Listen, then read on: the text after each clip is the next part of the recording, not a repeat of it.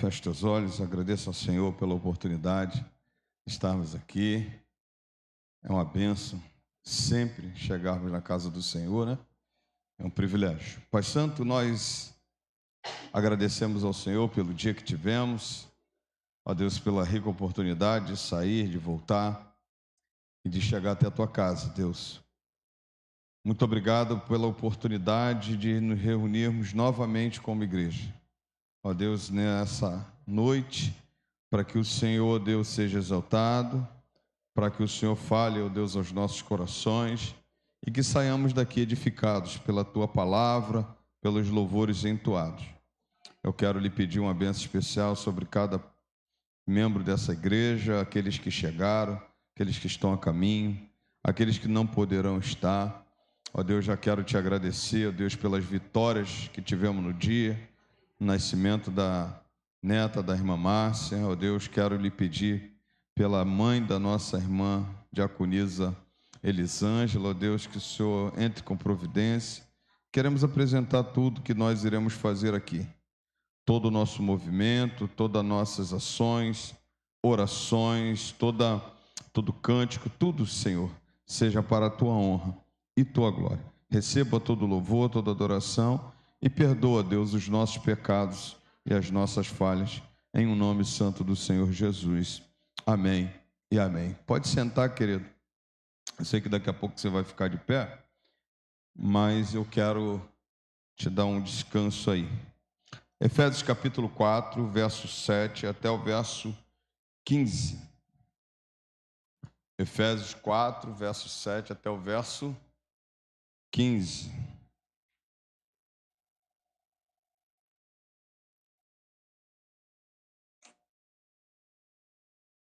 Todos acharam? Depois pega o controle aqui só para você ligar aqui a TV. Pode ser depois, na hora do louvor. Diz assim: e a graça foi concedida a cada um de nós segundo a medida do dom de Cristo. Por isso diz: quando ele subiu às alturas, levou o cativo o cativeiro e concedeu dons aos homens. Ora, o que quer dizer ele subiu, senão que também havia descido até as regiões inferiores da terra? Aquele que desceu é também o mesmo que subiu acima de todos os céus para encher todas as coisas.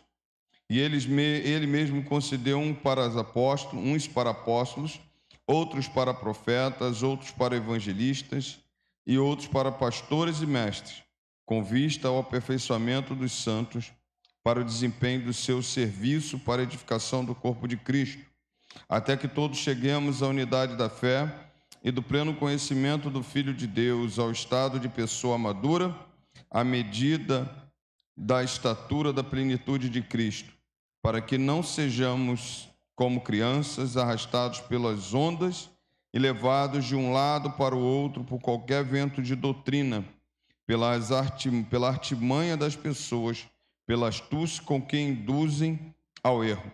Mas segundo a verdade em amor, cresçamos em tudo naquele que é o cabeça, Cristo. Você pode repetir o versículo 15?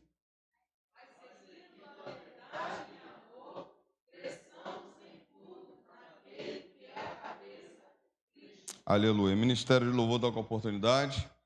Nós vamos estar adorando ao Senhor com o nosso Ministério de Louvor.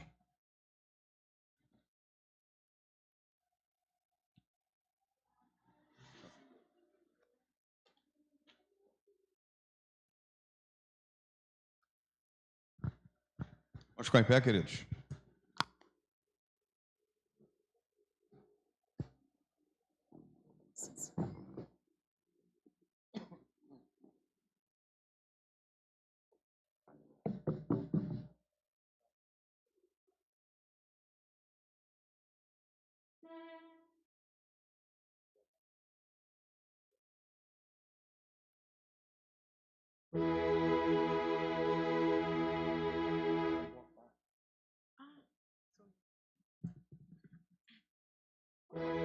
Precioso Jesus,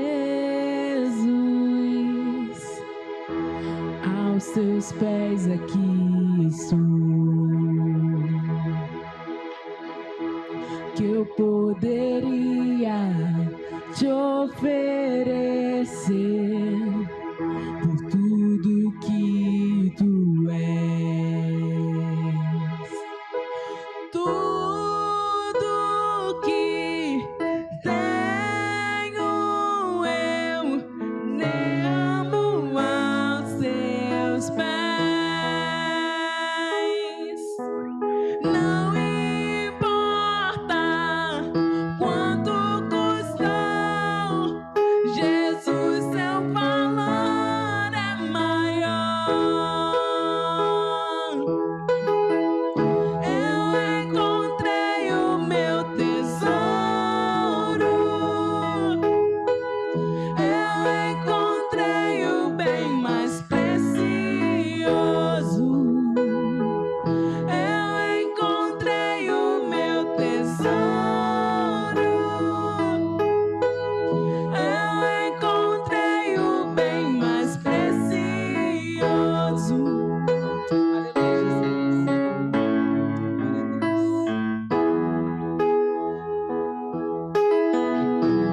Precioso Jesus, eu amo o som da tua voz. Tuas palavras são mais desejáveis que o mais doce mel. Tudo que tenho eu derramo aos teus pés.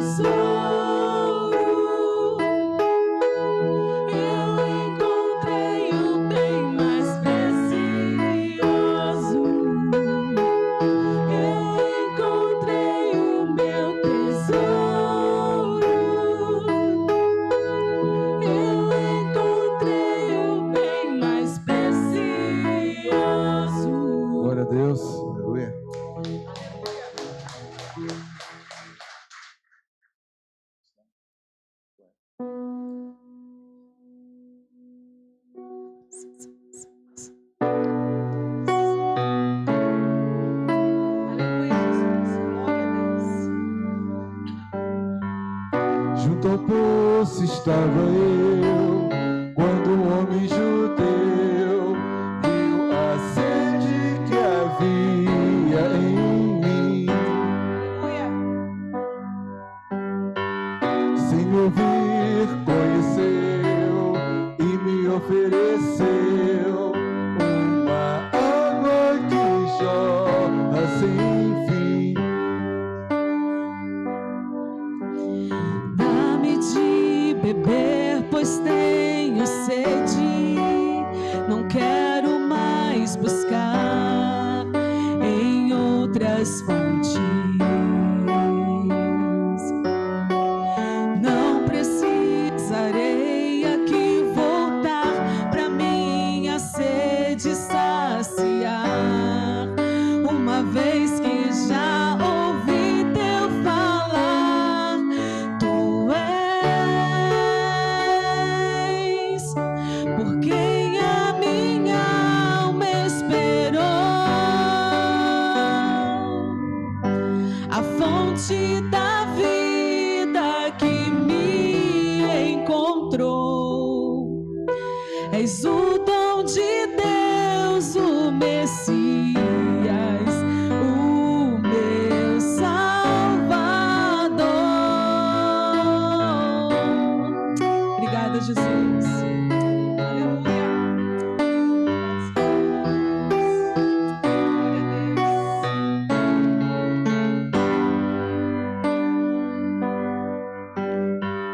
Junto ao poço estava eu, quando um homem judeu viu a sede que havia em mim.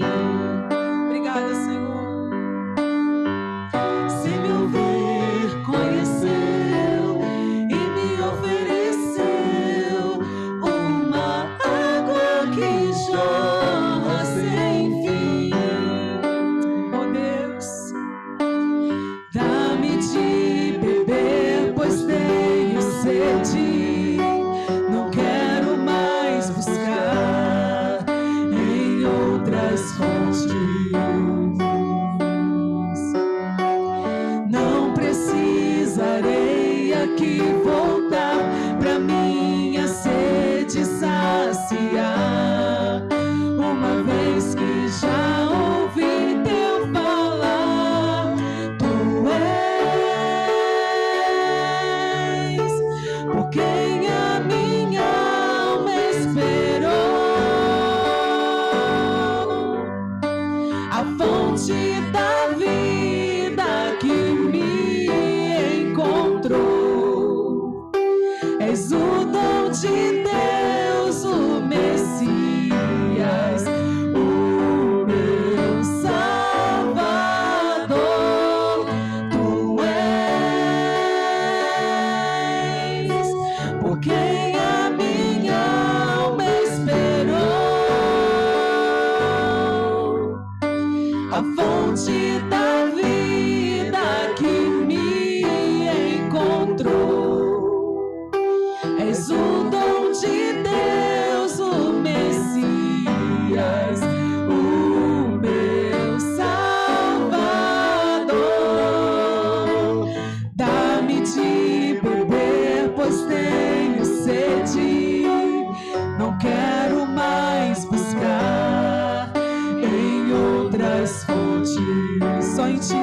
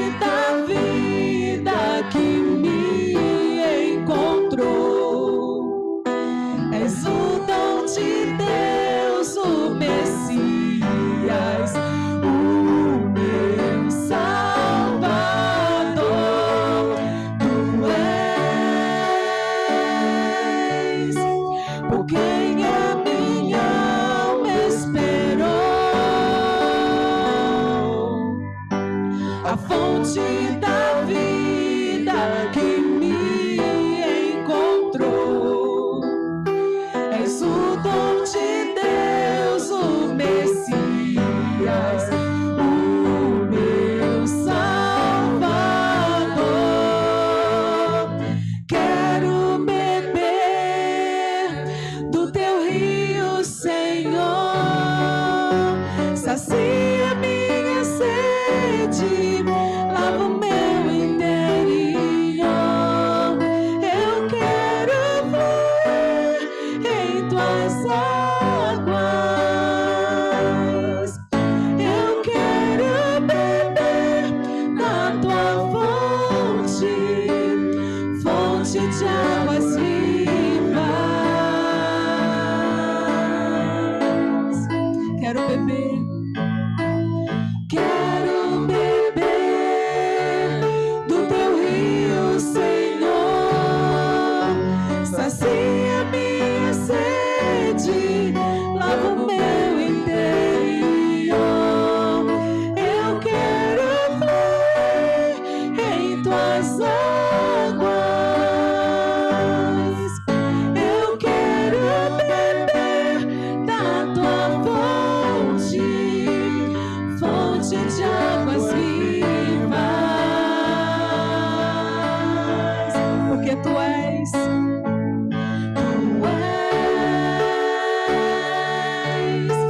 por quem a minha alma esperou,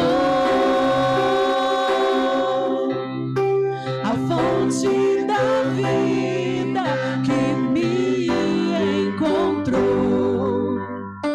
És o dom de Deus, o Messias, o meu Salvador. Tu és por quem a minha alma esperou, a fonte da vida que me encontrou. És o dom de Deus, o Messias, o meu Salvador. Tu és a igreja. Porque a minha alma esperou, a fonte da vida que me encontrou. És o dom de Deus, o Messias, o meu Salvador.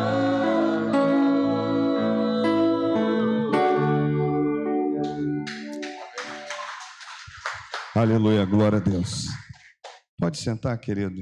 José já fica aqui. Vou chamar. O José já fica? Isso, para oração. Diaconisa Isabel, diaconisa Ruth. Isso.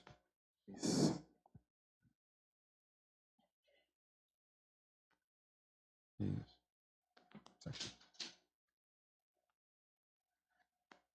Dá para segurar?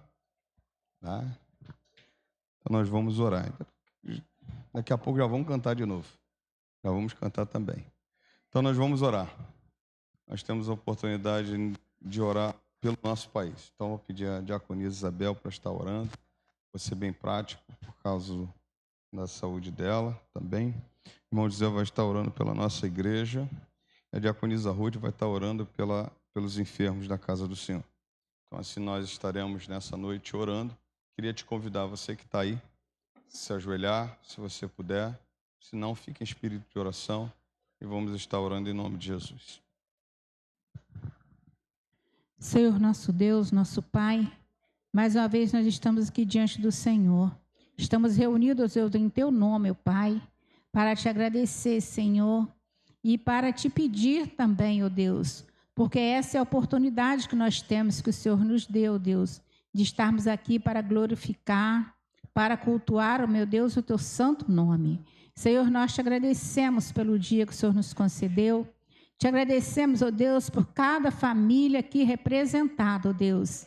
Deus querido, te pedimos que o Senhor venha suprir cada necessidade, ó Deus. Sabemos, ó Deus, que muitas famílias, ó Deus, tem pessoas, Senhor, parentes enfermos, ó Deus. Tem conhecido, ó Deus, que estão enfermos, ó Pai. Senhor, no nome de Jesus, nós entregamos nas tuas mãos, ó Deus, todos enfermos, ó Deus. Aqueles, ó Deus, que nós nem conhecemos, não sabemos, ó Deus, quem é, mas o Senhor conhece. Te pedimos, ó Deus, que o Senhor venha, ó Deus, trazer a cura, Senhor, se assim for da tua vontade. Nesta hora, ó Deus, queremos entregar na palma das tuas mãos a mãe da irmã Elisângela, ó Deus, da diaconisa Elisângela, que o Senhor possa estar visitando neste momento, ó Deus. Deus querido, o Senhor é o Deus que tudo pode. Por isso nós entregamos ela nas tuas mãos, Senhor, para que o Senhor venha fazer ali a sua vontade. Sabemos que a sua vontade ela é boa e ela é perfeita, ó Deus, e ela é agradável, Pai. Então nós entregamos ela nas tuas mãos, Senhor Deus. Entregamos também, ó Deus, a Priscila, ó Deus, nós não conhecemos, mas o Senhor sabe quem é.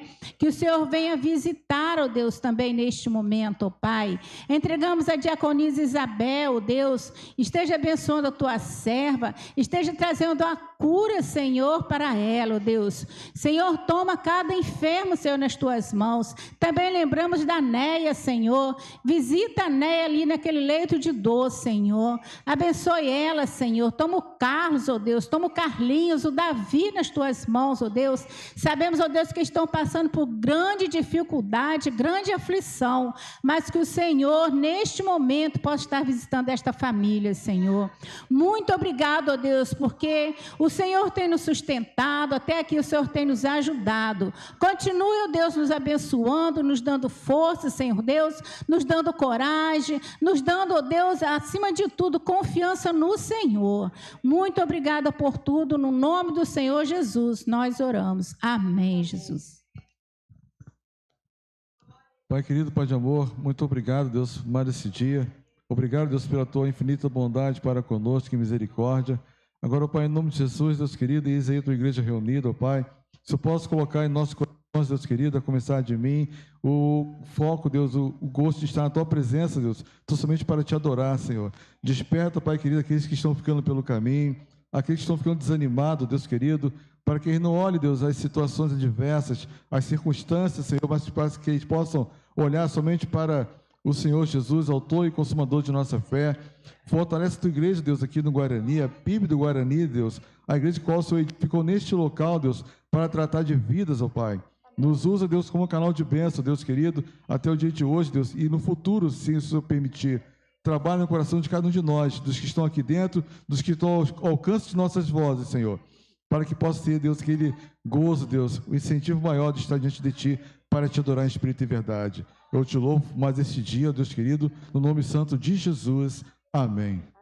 Senhor, ainda na tua presença, queremos te agradecer, Pai amado, pelo privilégio de estar em tua casa, louvando e engrandecendo o teu santo nome. Senhor, queremos colocar mais uma vez em tuas mãos o nosso país, Senhor. As pessoas, Pai amado, que humanamente estão no poder, Senhor. Deus, em nome de Jesus, Senhor, nós temos visto, Pai amado, um número de pessoas desaparecendo em nome desse país, Pai amado. Nós temos acompanhado, Senhor, um número de moças e rapazes que têm sido escravizadas, Senhor. Em nome de Jesus, levanta cada dia a tua igreja para clamar por pessoas, por vidas, Senhor, que nesse momento estão desesperados, Pai. Senhor, aqui nesse país ainda há servos que te clamam em espírito e verdade, Senhor. Em nome de Jesus, ouve nossa oração, Senhor. Ó Jesus, nós sabemos, Pai amado, que nada acontece sem a tua permissão, mas em nome de Jesus pedimos misericórdia por tanta mãe, tanto pai que nesse momento está chorando a perda, Pai amado, do desaparecimento do seu filho, Senhor. Em nome de Jesus, levanta cada dia a tua igreja para clamar, Senhor. Nós não podemos nos conformar com a situação que se encontra o nosso país. Pai, em nome de Jesus, seja conosco, Senhor. Orienta-nos cada dia para verdadeiramente testemunhar do teu evangelho, para testemunhar, Senhor amado, que o Senhor vai voltar e vai levar a tua igreja, Senhor. Nos prepara, Pai amado, para pregar o teu evangelho, Senhor. E mais uma vez, o nosso pedido é que visite nesse momento cada mãe e pai que está sofrendo a perda dos seus filhos, em nome de Jesus. Amém.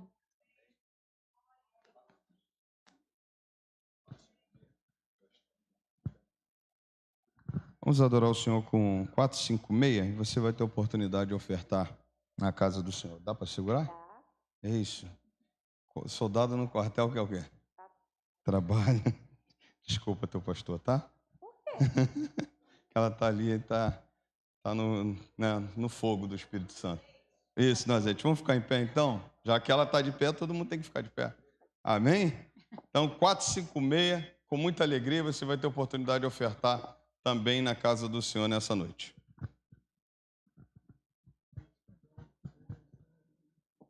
O estandarte desta igreja levantemos sem temor.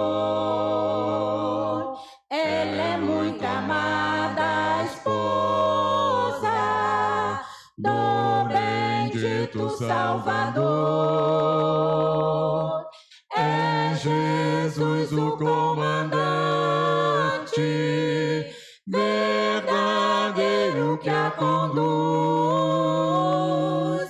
Somos nós os seus soldados, nesta igreja de Jesus, resolutos avançar, trabalhando por Jesus, o estandarte levantai, espalhando a sua luz. Ó igreja, dediquemos nossos corpos ao Senhor. Não devemos ser escravos do sagaz enganador. As riquezas são-nos dadas pela eterna real, e o Senhor do céu observa se fazemos bem ou mal. Resolutos avançai, trabalhando por Jesus, o estandarte levantai, espalhando a sua luz. Graça e glória te pertencem, ó esposa do Senhor. Sê então o instrumento de salvar o pecador, pois até os fins do mundo Cristo mesmo reinará, e o domínio do Evangelho toda a terra abrangerá. Resolutos avançai, trabalhando por Jesus, o estandarte levantai, espalhando a sua luz. Glória a Deus. Pode sentar, querido. Abra a palavra do Senhor no livro de Judas, na carta de Judas. E agora que eu quero ver. Está na Bíblia, hein? Facinho, facinho, facinho.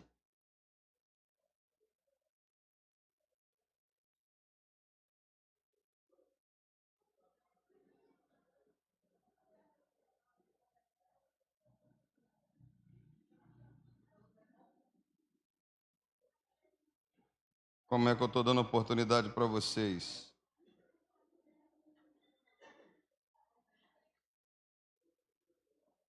Com muito carinho. Se alguém puder pegar água para mim, por favor.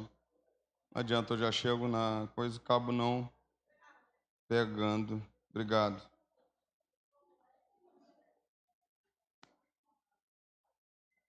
Todos acharam? Digam amém.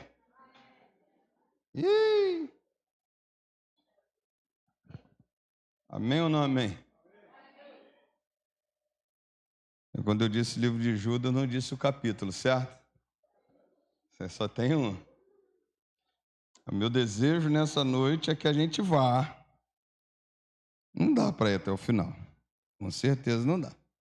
Mas, todavia, semana que vem, se o Senhor permitir, a gente termina. Então eu vou até o versículo 16. Ok? Até o versículo 16, quem puder acompanha comigo. Judas, servo de Jesus Cristo e irmão de Tiago, aos que foram chamados, são amados em Deus Pai e guardados em Jesus Cristo. Que a misericórdia, a paz, o amor lhes sejam multiplicados. Amados, quando eu me empenhava para lhe escrever a respeito da salvação que temos em comum, senti que era necessário corresponder-me com vocês, para exortá-los a lutar pela fé que uma vez por todas foi entregue aos santos. Pois certos indivíduos cuja sentença de condenação foi promulgada há muito tempo se infiltraram no meio de vocês sem serem notados. São pessoas ímpias que transformam em libertinagem a graça do nosso Deus e negam o nosso único soberano e Senhor Jesus Cristo. Embora vocês já estejam cientes de tudo de uma vez por todas, quero lembrar-lhes que Jesus, tendo libertado um povo, tirando-o da terra do Egito, destruiu depois os que não creram, e a anjos que não guardaram o seu estado original, mas abandonaram o seu próprio lugar. Ele tem guardado sob trevas, em algemas eternas, para o juízo do grande dia. Igualmente Sodoma, Gomorra e as cidades vizinhas, que também se entregaram à imoralidade e adotaram práticas contrárias à natureza, foram postas como exemplo do castigo de um fogo eterno.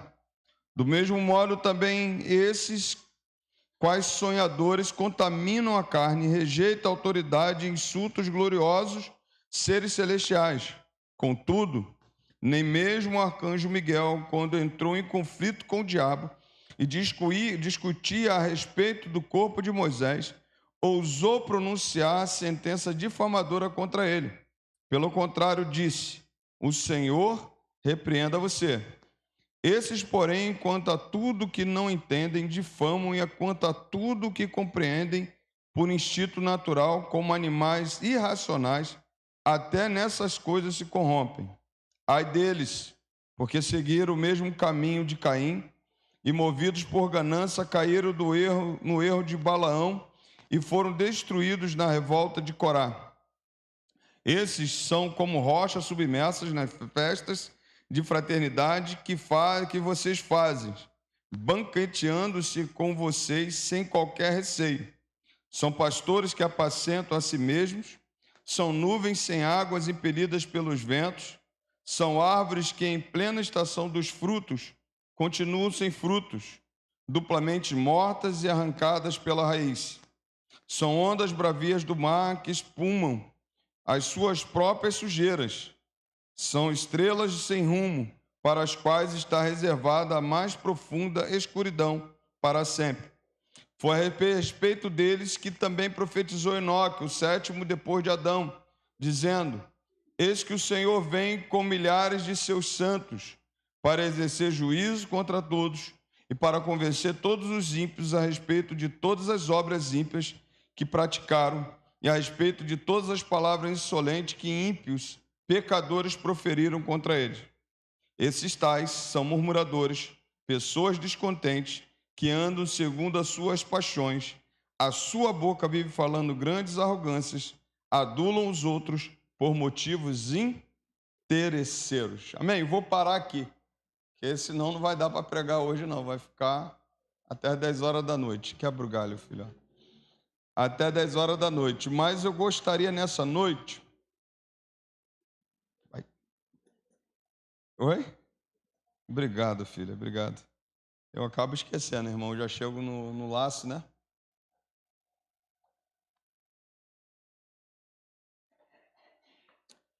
Esse texto, eu queria te convidar que você olhasse ele na seguinte proposição. Judas defendeu a igreja aqui. E quando nós falamos da carta de Judas, eu já estou entrando na mensagem, depois eu oro pela oferta também, nós precisamos pensar quem é esse Judas. Esse Judas é o meio-irmão de Jesus. Ele é filho de José e Maria. E ele diz aqui, ele faz uma observação muito clara no início. Judas, servo de Jesus Cristo e irmão de Tiago. Nós sabemos que Jesus teve outros irmãos. Nós sabemos que José e Maria tiveram outros filhos. Mas esses filhos de José e Maria só se converteram após o entendimento de que Jesus tinha ressuscitado. Ou melhor, após eles verem Jesus ressuscitado. Foi assim que aconteceu a conversão. Antes da ressurreição de Jesus, eles não acreditavam em Jesus. Mas o próprio Judas aqui, seu irmão, irmão de Cristo, meio-irmão, ele solta uma palavra muito clara. Judas, servo de Jesus Cristo. E aí ele fala essa palavra como ele entendendo que Jesus é o seu Senhor, que Jesus, mesmo nascendo na mesma família que ele, se tornou um único e suficiente Salvador dele, de Tiago. Nós sabemos que Tiago também escreve a sua carta, também tem a sua contribuição no ministério, também tem a sua contribuição. Contudo, ele escreve essa carta aos amados em Deus Pai, guardados em Jesus Cristo. Tinha uma certeza disso. E ele diz que a misericórdia, a paz e o amor lhes sejam multiplicados. Agora tem algo muito importante dessa carta. Judas está se preparando para escrever uma carta sobre um assunto muito importante. Ele está se preparando para escrever uma grande carta. Uma carta a respeito de salvação. E aí ele começa a entender que era mais necessário escrever uma carta menor para a igreja, porque aquela igreja estava sucumbindo às investidas de falsos profetas no meio dela. Às investidas de falsos cristãos no meio dela. Então ele vai tratar de um assunto muito claro, chamado salvação, mas aí ele percebe que essa igreja precisa entender certas coisas do que está acontecendo no seio dela. E aí ele fala assim, amados, quando eu me empenhava para lhe escrever a respeito da salvação que temos em comum, senti que era necessário corresponder-me com vocês para exortá-los a lutar pela fé, uma vez por todas foi entregue aos santos. Que uma vez por todas foi entregue aos santos. Então eles estão falando, ele está querendo falar de algo maravilhoso, de salvação. Quantas vezes a gente precisa, às vezes, deixar de falar de certos assuntos para tratar assuntos que, na verdade, já não deveriam nem existir no meio da igreja. Quantas vezes a gente precisa parar de pregar uma palavra de salvação para fazer uns acertos no seio da igreja, doutrina. O Judas, ele entende a necessidade de que ele tinha que falar sobre salvação, ele tinha que falar como foi a salvação, de falar desse ponto principal. Por exemplo, o apóstolo Paulo, Pedro, eles falaram muito de salvação. E a única oportunidade que ele tinha, que ele queria escrever, ele teve que falar de assuntos que estavam acontecendo no meio da igreja, de coisas que estavam acontecendo no meio da igreja. Então, nisso tudo, ele pega e entende da parte de Deus a necessidade de cuidar da igreja. E aqui eu penso que essa carta é um cuidado de Deus com a igreja, alertando a igreja de certas coisas que estavam acontecendo no meio dela. Alertando a igreja de que a igreja não podia tomar esse caminho. Aí ele vai dizer assim: eu sou servo, me dirijo aos chamados e amados, com o propósito de ensino doutrinário, mas também de uma luta pela vida de fé, uma luta pelo evangelho verdadeiro. A razão disso aqui é que surgem no meio da igreja falsos profetas e a mensagem de Cristo está sendo distorcida quando a gente vê que as coisas verdadeiramente não estão acontecendo como tem que acontecer. Mas olha o que diz 1 Timóteo capítulo 6, verso 20: guardai o depósito da fé contra os falsos ensinamentos. Pedro vai dizer: tomai cuidado para que ninguém seja arrastado pelos erros dos ímpios. A igreja não é o local de visita, mas de obras. Batalhar pela fé e ação diária é uma obra que Deus quer que a gente faça. E aí ele vai falar de algumas coisas que estão acontecendo na igreja. O que acontece hoje na igreja?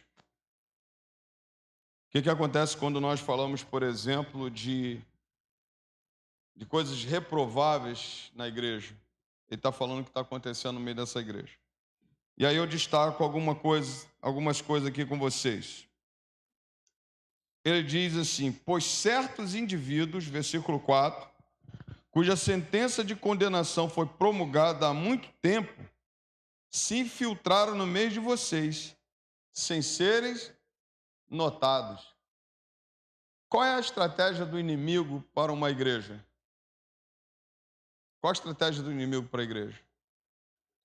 Destruir, paralisar a igreja. Então, qual é a forma que ele utiliza? Ele utiliza de pelo menos duas formas. Primeiro, de bater de fora para dentro contra a igreja. Isso é verdade. Durante muito tempo, a igreja, qualquer coisa que acontecia na igreja virava um grande escândalo. E ele achava que ele ia ganhar essa batalha. Mas o inimigo sabe que a batida de fora para dentro da igreja, a igreja continua crescendo, continua avançando. Mas ele sabe também que uma estratégia muito usada, até mesmo nas guerras, é a infiltração. Se infiltrar no meio da igreja. E se filtrar de uma forma muito sorrateira. Com o intuito de quê? De que essa igreja seja desviada da verdade. De que essa igreja seja desviada da palavra. E aí ele diz: vocês entraram no meio de vocês pessoas que vocês mesmo não notaram, sem serem notados. Há uma coisa muito clara quando o apóstolo Paulo fala dos dons espirituais, e dos maiores dons espirituais, eu acho que o dom que a igreja mais precisa ter é justamente o dom espiritual do discernimento. Discernimento de espírito. Porque nem tudo vem de Deus. Nem tudo que reluz é ouro. Nem todo que, Jesus mesmo falou isso, Nem todo que me diz Senhor, Senhor herdará o reino dos céus.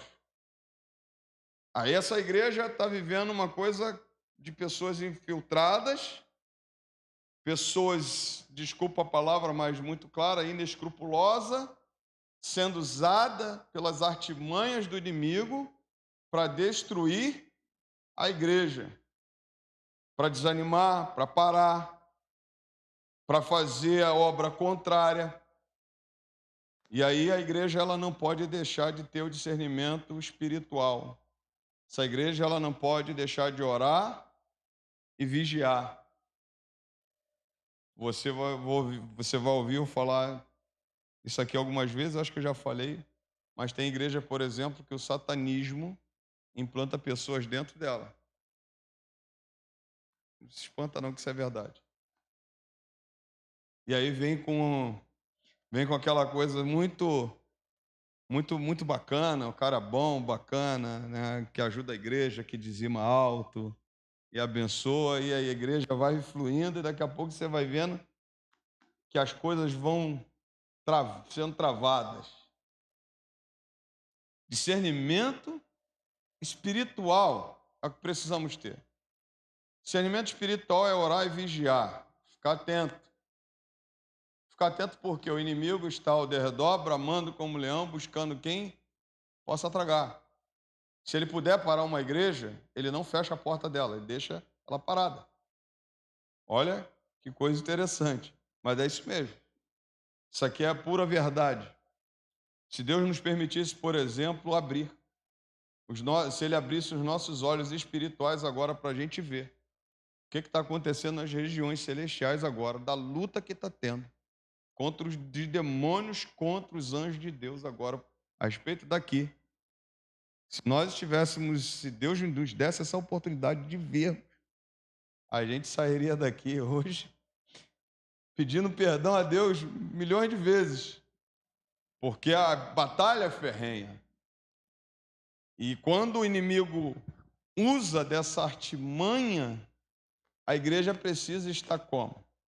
De pé, atenta, discernimento espiritual, discernindo o espiritual. Quem é espiritual discerne o espiritual. Então, uma igreja fortificada na palavra é uma igreja que não vai por qualquer vento de doutrina. Uma igreja fortificada na palavra não é uma igreja que vai pelo caminho de qualquer um. Uma igreja fortificada na palavra, ela vai pela palavra, não pela palavra humana. Uma igreja fortificada na palavra, ela vai para a Bíblia. Não para aquilo que o pastor fala. Não por aquilo que a denominação fala, mas vai para a Bíblia. Então, a palavra do Senhor mostra que tinha esse tipo de pessoas e que ela vai ser caracterizada assim, são ímpias que transformam em libertinagem a graça do nosso Deus e negam o nosso único soberano e Senhor Jesus Cristo. O que estava acontecendo? Nós cremos na graça, a graça que nos salvou, a graça que nos dá a oportunidade de começarmos de novo, a graça que nos dá a oportunidade de amanhã de fazermos melhor do que fizemos hoje. As pessoas estavam confundindo a liberdade, a graça com a libertinagem. Ou seja, se é a graça, se eu não preciso fazer nada para merecer, então eu posso fazer tudo que Deus vai me perdoar. E aí é uma troca. Então, e aí eu me lanço. Então, já que, como a Ana Paula Valadão canta, né? A graça é um oceano. Então, você vai lá, se molha nesse oceano e Deus perdoa o teu pecado. Você tem a oportunidade de começar de novo. Mas você não pode confundir graça com libertinagem. Você não pode confundir graça com liberdade sem princípios. Você não pode confundir graça com autorização para pecar. Aquele que está na graça é salvo pela graça, mas é convertido e vive uma vida de dizer não ao pecado. Então, o que estava acontecendo? Acontecendo que pessoas estavam confundindo, transformando libertinagem em libertinagem a graça do nosso Deus e negando um único soberano e Senhor Jesus Cristo. Parece que está acontecendo isso hoje, onde as pessoas estão colocando as autoridades, os pastores, acima do próprio Deus, onde pessoas estão colocando denominações acima do próprio Deus. Não é isso que está acontecendo hoje. A palavra do Senhor diz que, no versículo 5, embora vocês já estejam cientes de tudo de uma vez por todas, quero lembrar que Jesus, tendo libertado um povo, tirando da terra do Egito, destruiu depois os que não creram. Então ele está falando daqueles que não creem em Jesus como Salvador, também há uma condenação. E os anjos, os que não guardaram o seu estado original, mas abandonaram o seu próprio lugar, e ele tem guardado sob trevas em algemas eternas para o juízo do grande dia. Então, aqueles que não creem, a Bíblia diz que, assim como Deus destruiu aqueles que não acreditaram naquilo que ele fez lá no Egito, tirando o povo do Egito, eles também terão uma recompensa que será a destruição total. Os anjos que se rebelaram contra Deus também serão condenados. São sentenças do próprio Deus. Igualmente, Sodoma, Gomorra e as cidades vizinhas, que também se entregaram à imoralidade, postas como exemplo do castigo de um fogo eterno. Aqueles também que se entregam à imoralidade, aqueles também que se entregam à prostituição, aqueles também que se rejeita a vida com Deus, a Bíblia também diz que serão condenados, serão como foi com essa cidade. Mas aí, isso daí não chama muito atenção. A gente luta contra as imoralidades, a gente luta, por exemplo, a gente crê, e até aqui eu posso dizer para vocês assim, poxa, parece até que não está falando com a gente, pastor, porque a gente crê, a gente não apoia a imoralidade, a gente não apoia, por exemplo, que a gente não nega o único soberano e Senhor Jesus Cristo. A gente não nega. Quem é que nega aqui Jesus Cristo? Quem não reconhece Jesus Cristo como o seu único e suficiente Salvador? Todos aqui. Todos creem. Mas aí a Bíblia vai dizer de uns povos, ou melhor, de algumas pessoas que foram citadas aqui. E tem uma questão aqui também do Moisés, que eu não vou entrar nesse mérito se você já está esperando eu entrar na disputa do arcanjo Miguel com o diabo pelo corpo de Moisés. Eu vou deixar isso para outra oportunidade. Mas eu vou falar do que a Bíblia diz e Judas fala para a gente tomar cuidado. Ele cita algumas pessoas no meio da igreja, pessoas tais como Caim. Olha o que diz o texto, versículo 11. Eu vou do 8 até o 10, depois eu entro no 11. Do mesmo modo, também esses, quais sonhadores, contaminam a carne e rejeitam a autoridade e insultos gloriosos dos seres celestiais. Contudo, nem mesmo o arcanjo Miguel, quando entrou em conflito com o diabo e discutia a respeito do corpo de Moisés, ousou pronunciar sentença difamatória contra ele. Pelo contrário, disse: o Senhor repreenda você. Esses, porém, quanto a tudo que não entendem, difamam, e quanto a tudo os que compreendem, por instinto natural, como animais irracionais, até nessas coisas se corrompem. E aí ele vai dar um exemplo aqui. Ai deles, porque seguiram o mesmo caminho de Caim e, movidos por ganância, caíram no erro de Balaão e foram destruídos na revolta de Corá. 3 coisas que aconteceram na Bíblia. Ai deles. Ai dessas pessoas. Eu não estou dizendo que é a igreja, estou dizendo de pessoas que ajam assim, que se filtraram nessa igreja e Judas está escrevendo para ela. Ele está falando de 3 pessoas. E você conhece a história dessas 3 pessoas. Ai deles, porque seguiram pelo caminho de Caim. Caim foi quê? Irmão de Abel. A Bíblia diz que Deus rejeitou a quem? O sacrifício ou rejeitou Caim? O sacrifício. Mas por quê? Só para você pensar. O caminho de Caim foi o da rebeldia contra Deus no tema de salvação, né? Caim rejeitou o caminho da graça, tentando agradar a Deus com suas próprias obras. Ele quis cultuar a primeira coisa sem fé, confiando na justiça própria. Trouxe um sacrifício que desprezava o ensino de que não há perdão sem derramamento de sangue. Assim, rejeitou o culto verdadeiro, fez do altar palco para exaltar suas obras e desprezou o sacrifício que apontava para Cristo, o Cordeiro de Deus. Caim cultuava sem examinar o coração. Não era isso? João declara que ele era do maligno.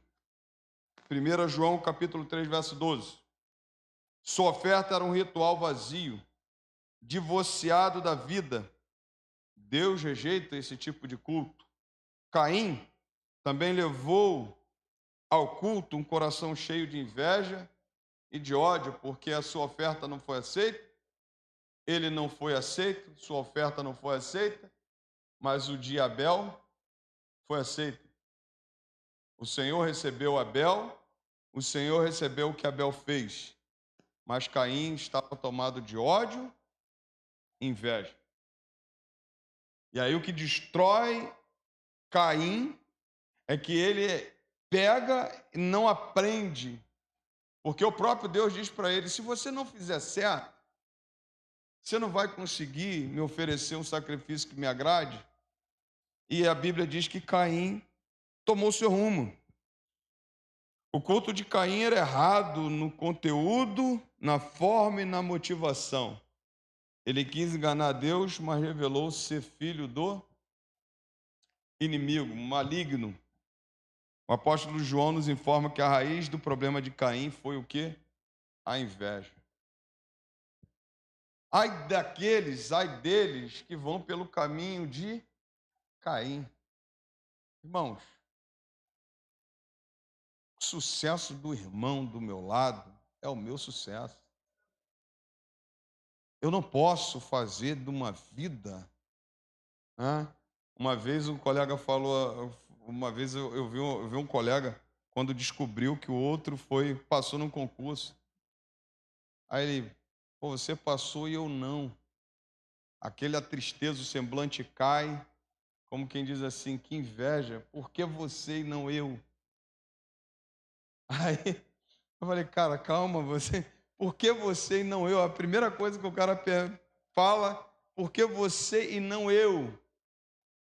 Parece que Deus tem preferido? Não, eu falei, cara, calma, rapaz, o cara passou, aprove ao Senhor que ele passasse, você não. Os dois estudaram a mesma coisa. Aí eu falei assim, ele falou, pô, não é possível. E aí depois você dá o espaço à inveja, ao ódio, à raiva porque alguém foi mais longe que você e você ficou aqui. Repara na vida de Caim e Abel. Coisas que crescem no nosso coração e que a gente leva para um extremo. Só houve homicídio porque houve ódio e inveja no coração de Caim. quando ele fala assim, ai daqueles, porque essas pessoas estavam vivendo uma vida de ódio e de inveja. Sabe, uma vida no meio da igreja e, digo a você, pessoas infiltradas no meio da igreja vivendo disso. Isso aqui é claramente pessoas que não entregaram a sua vida a Jesus e não deixaram ele mudar o seu caráter. Porque convenhamos, quando a gente diz assim, pastor, eu entreguei minha vida a Jesus, mas olha, não mexe comigo não, eu continuo do mesmo jeito. A gente se converteu? Ou a gente sempre foi e a gente nunca foi? Porque o apóstolo Paulo mesmo diz assim para a gente, deixa as coisas que você fazia antes.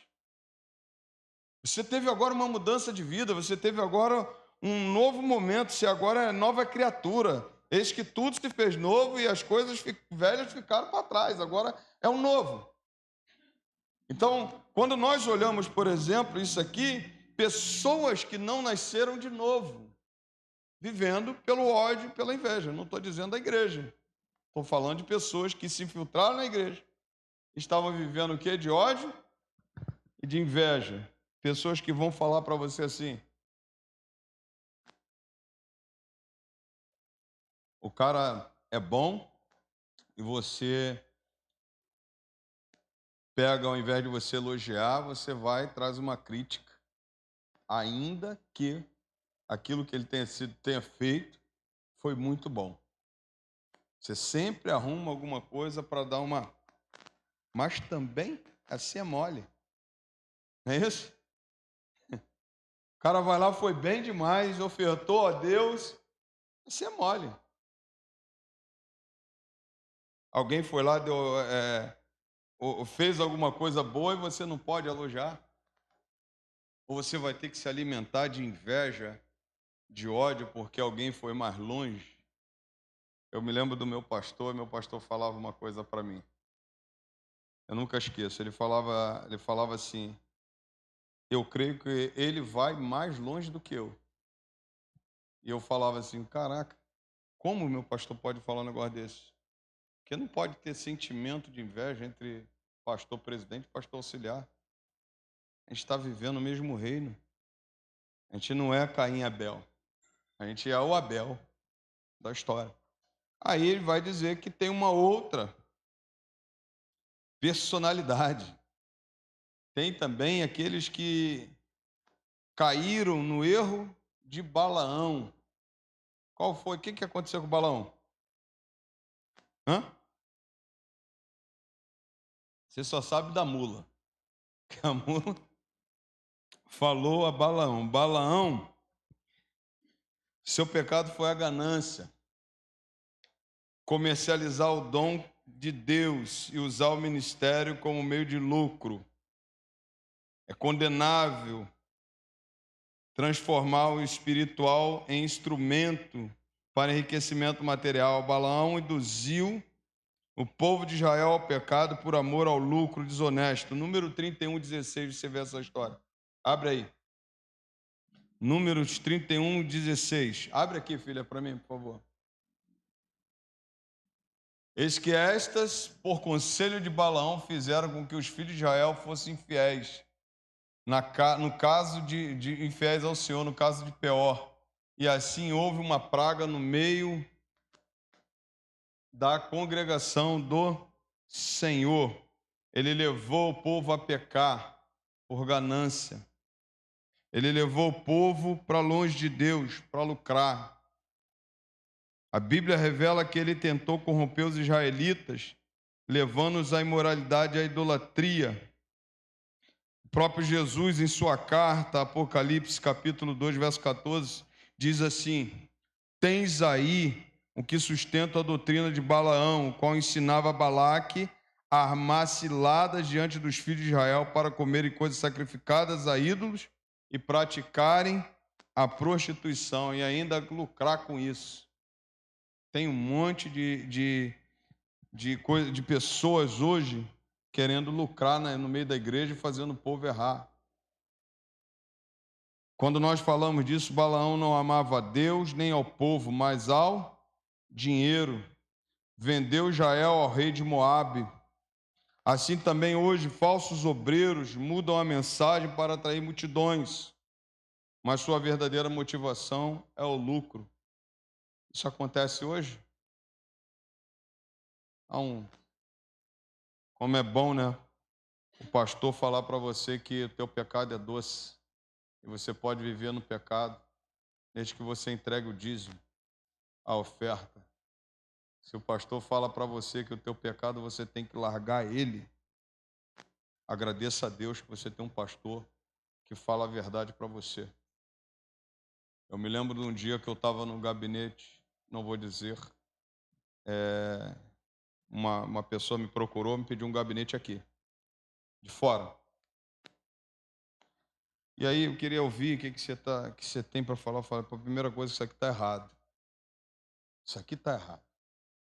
E aí o rapaz falou assim, cara, tá aí, ninguém nunca falou isso para mim, tá errado. Eu falei, pô, você abandona a tua mulher, vai viver com outra, depois de uma traição, você acha que está certo? Pô, mas ninguém falou isso para mim, que isso era mentira, que isso estava errado. Eu falei, filho, aí tua esposa está lá na casa do Senhor. Meu conselho para você é você pegar, voltar para ela e volta para tua casa. O teu casamento é esse. Não é viver uma vida de aventura e agora largar a família. Saiu daqui meio triste, né? Igual o jovem rico. Queria ouvir o quê? O pastor falasse assim, não, agora você vai viver uma vida agora. Tem certas situações que você sabe que acontece. Pessoas que às vezes não conheciam Jesus, mas tomou uma decisão, mas o cara recentemente tomou a decisão, eu falei para ele, volta para casa. Até hoje não voltou, não. Continua no erro. Mas teve um pastor que falou a verdade. Aí tem coisas que você vai assim, você engana para que tenha lucro, para que a igreja cresça. Não estou dizendo que a igreja não cresça com palavra. A igreja tem que crescer com palavra. Mas eu não posso mudar a palavra para satisfazer o ego nosso. Quando João Batista pregava, ele falava assim, raça de víboras. Quem queria ouvir João Batista? Jesus, certa vez, pregando, eles pregando, daqui a pouco começou todo mundo embora. Jesus olhou assim, tu acha que ele ficou adoçando a boca dos discípulos? Falou assim, vocês não querem ir embora também, não? Vai, me faça um favor, Jesus falando, faça um favor, vai embora. Não, Senhor, para onde iremos nós? Vamos ficar aqui. Porque a gente precisa entender que essa enganação que leva o povo a receber coisas doces só para dar lucro, isso tem destruído a igreja hoje. Falo isso sem temer, irmãos. Eu acho que todo pastor tem que ser abençoado e pode ser abençoado pela igreja. Isso até está no meu livro. Está nesse livro aí. Mas, por exemplo, a igreja não pode confundir, dar um jatinho para o pastor. Pode. O mesmo carro que te leva, e a igreja, né, tem a liberdade de abençoar o pastor como quiser, e cada um como quiser. Mas eu também não posso pegar e fazer dessa igreja lucro. Porque onde é que nós vamos parar? Tirando a lã da ovelha, deixando a ovelha sem lã e às vezes de uma forma brusca, e as pessoas estão lá. Isso aqui, o Judas está falando assim, toma cuidado com isso. Igual o cara que botou o pé assim no púlpito, quem vier traga uma oferta e tem que beijar o pé da esposa, do pastor. Onde é que está isso? Isso é verdade. Onde é que está isso? Irmã, trouxe oferta? Trouxe. Trouxe, pode beijar. Se não trouxe, mete o pé daqui. Isso aí. Você entende por que Judas escreve isso à igreja? Doutrinas de Balaão. doutrinas de Balaão no meio da igreja. A outra coisa chama-se aqueles que fizeram igual a Coré. O que aconteceu? Coré, qual é o nome dos outros aqui? Datã, Abirão e mais 250 se rebelaram contra a liderança de Moisés. E aí julgaram o seguinte, olha só que coisa, olha só, isso é o que estava acontecendo na igreja que Judas está corrigindo. A revolta de Coré surgiu contra a liderança de Moisés, Números 16. Eles disseram assim, pois toda a congregação é santa, cada um deles é santo, e o Senhor está no meio deles, porque, pois, vos exaltais sobre a congregação do Senhor. Números 16, 3. Eles alegaram que Moisés se colocava acima dos demais, mas na realidade estava se levantando contra o Senhor. E aí, irmão, o que o Senhor fez? Abriu um buraco na terra e todos eles foram o quê? Consumidos. Esse é o tempo que era o tempo da lei, não da graça. Deus trabalhando nesse tempo, Deus falava, não faça isso porque vai morrer. No tempo de Moisés, no tempo de Josué, teve casos em que as pessoas erraram e foi a família toda embora. Lembra de Acã? Não roube, não pegue nada. Josué, tem pecado no meio do povo. Quando chega lá na tenda de Acã, Josué capítulo 7, chega lá, bate lá na casa de Acã. Quem é que tinha feito pecado? A família toda foi, Aqui aconteceu o quê? Rebelião. Rebelião, que a Bíblia está dizendo aqui que são esses que estão infiltrados na igreja do Senhor, não é de Deus. Se levantar contra Moisés foi a pior decisão que eles tomaram. Quando você fala assim, ao fazer isso, rebelou-se contra o próprio Deus. Deus tinha levantado Moisés como líder de Israel. Depois Deus levantou Josué para substituir Moisés. Quem foi que colocou Moisés? Foi Deus. Quem foi que colocou Josué? Deus. E a rebelião acontece contra Moisés e o povo é consumido pela terra. Quando ele está falando disso, Números 16, 31 e 33, aconteceu que, acabando Moisés de falar todas estas palavras, a terra de baixo se fendeu, abriu a sua boca e o estragou com as suas casas, como também todos os homens que pertenciam a Coré, e todos os seus bens. Ele e todos os que lhe pertenciam desceram vivos ao abismo. A terra os cobriu e pereceram no meio da congregação. Só teve uma coisa de boa aqui, depois que Deus matou tudo. Qual foi a coisa de boa aqui? Não tiveram que gastar com enterro. Foram enterrados de uma forma automática. Ponto. Voltaram ao pó da terra. Foi ou não foi? Tiveram que fazer sepultamento dos todos eles? Não. Sepultado na hora. Morreu, foi sepultado na hora. Diferente de Ananias e Safira. Morre, leva ele para ser sepultado. Daqui morreu e pronto. Como diz aquela. Encerrou-se. Aqui foi muito prático. Deus foi muito prático. Mas olha só que coisa interessante, eu quero pensar com você.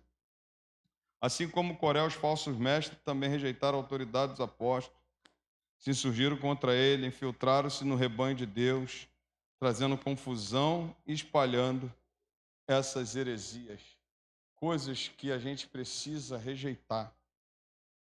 Quando eu olho para Caim, eu não posso ter os mesmos sentimentos que Caim. Primeiro que eu sou um cara convertido, eu tenho que celebrar com o outro. Eu sei que Deus me leva aonde Ele quer. E se o outro vai mais longe, glória a Deus, porque Deus não quis que eu fosse mais longe.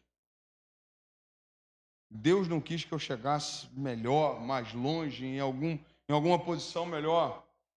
Quando eu olho, por exemplo, a doutrina de Balaão, eu não posso, como pastor, como liderança de uma igreja, fazer dessa igreja uma igreja que visa o lucro, e lucro para a liderança. Quantos pastores desses, irmãos, estão lucrando, e a igreja às vezes está passando necessidade, tirando tudo que pode tirar. Eu não posso, por exemplo, como servo do Senhor, ter essa revolta, se revoltar contra a autoridade, se revoltar contra a liderança, de forma alguma. Eu preciso me juntar, me unir e ter a direção de Deus para ajudar a minha liderança, seja ela pastoral, seja ela no meu departamento. Isso é o que a Bíblia nos ensina. E a gente sabe que quando a gente faz isso, quem nos honra é quem? O Senhor. Quem nos honra é o Senhor. Quem faz, por exemplo, Josué assumir, sem ter que passar a perna em Moisés, foi o Senhor. Foi Deus. Quando eu olho para esse texto aqui, eu vou parar nesse momento. Essas pessoas se infiltraram na igreja, estavam tendo esses comportamentos. A gente precisa olhar para esse texto e ver que Deus está falando para nós, que precisamos ter discernimento espiritual, vigilância e oração. E jamais ter atitudes como essa. E jamais ser contado como esse. Que triste que foi a história de Caim. Entrou para a história como o primeiro homicídio. Que triste foi Balaão, que entrou para a história como aquele que quis enganar o povo do Senhor por lucro. Que triste Coré e os seus amigos e os mais 250 serem mortos. E respinga até na família. Salmo 84 diz que é o salmo dos filhos de Coré.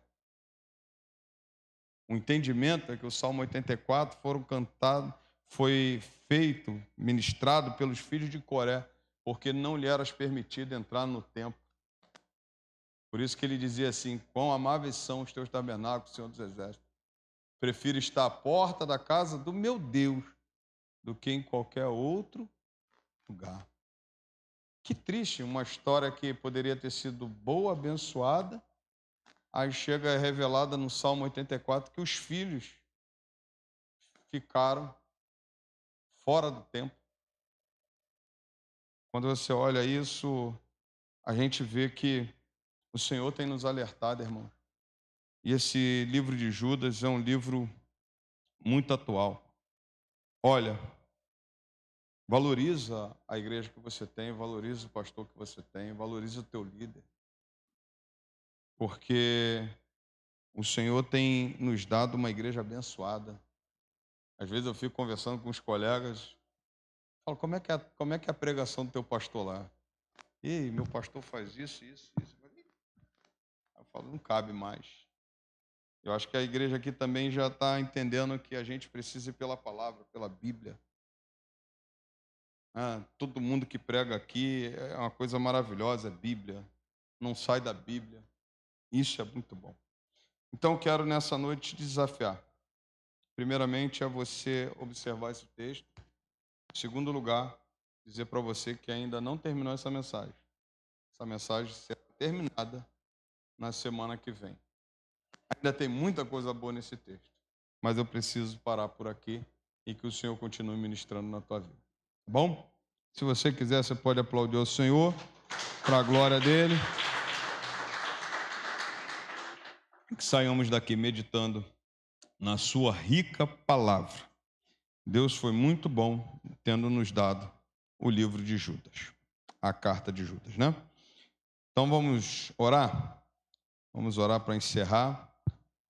Eu peço a você que antes de você dormir hoje, você dobre seus joelhos, ore pelos enfermos, em especial a Neia, que a irmã já pediu oração. Ore pela mamãe da nossa diaconisa Elisângela, né? E tem outros também aí que está me fugindo a memória agora. Irmã Sônia também carece das nossas orações. Irmã Ana está aí se recuperando. E aí você não pode deixar de orar. Tá bom? Feche teus olhos. E vamos orar encerrando este culto. Pai Santo, Pai querido, nós somos gratos pela Tua palavra lida, explicada, ó Deus, ministrada nessa noite. Que tudo que falamos aqui seja o Senhor engrandecido, seja o Senhor glorificado e que tão somente, Senhor, nós venhamos colocar em prática, ó Deus, o que ouvimos e o que estudamos, a começar de mim, a começar, ó Deus, de cada um de nós. Agora, de maneira muito especial, toma mais uma vez a Neia, ó Deus, em Tuas mãos, abençoe, visita, Senhor, entra com providência, ó Deus, ali no estado do Espírito Santo, que o Senhor venha entrar com providência, mudar a história dela. Também, ó Deus, toma em Tuas mãos a vida da mãe da diaconisa Elisângela. Ó Deus, que o Senhor entre com providência. Deus, nós cremos no impossível, nós cremos no Senhor, porque o Senhor é o médico dos médicos, o Senhor, ó Deus, é tudo na nossa vida. A Tua palavra diz que o Senhor levou sobre si todas as nossas enfermidades. O Senhor tem controle, poder sobre todo o nosso corpo. Antes que tivéssemos forma, o Senhor já nos conhecia. Então, Senhor, toma, ó Deus, essas vidas em Tuas mãos de maneira muito especial e faça um milagre, abençoe e traga-as de volta para o convívio da família, Pai. Muito obrigado. Leve-nos em paz debaixo das Tuas mãos e nos dê, ó Deus, uma semana abençoada para a honra e a glória do Teu eterno nome. Oramos em um nome santo do Senhor Jesus. Amém e amém. Deus abençoe, irmãos. O que nós temos?